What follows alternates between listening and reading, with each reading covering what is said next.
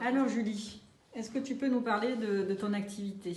Donc je suis opticienne, j'ai un magasin depuis presque 10 ans et j'ai quitté mon magasin au mois de septembre pour faire opticienne à domicile. D'accord. Et quand tu as suivi donc la formation de conseiller en images, donc tu avais déjà ton magasin, et c'était dans quel objectif? Pourquoi suivre cette formation? Alors en fait, j'ai eu l'idée de la formation avant de quitter le magasin et de de travailler à domicile pour apporter un plus à mes clients, sachant que je ne pensais pas que la formation serait aussi complète. À l'origine, c'était juste la colorimétrie qui m'intéressait. Et finalement, j'ai appris bien plus que prévu. D'accord. Et personnellement, du coup, elle t'a apporté quelque chose, cette formation aussi, ou Alors uniquement personnellement, professionnellement?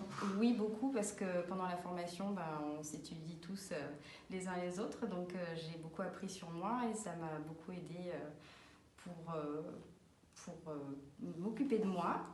Et pour les autres, ça m'a donné beaucoup d'informations pour pouvoir mieux conseiller mes clients et répondre à leurs questions. D'accord.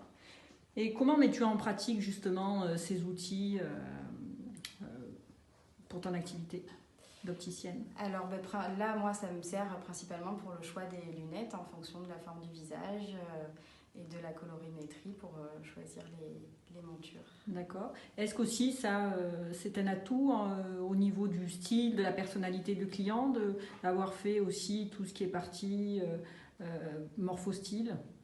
Oui, oui, ça va me permettre d'aider le client à bien choisir ses montures en fonction de son style et de sa personnalité. D'accord.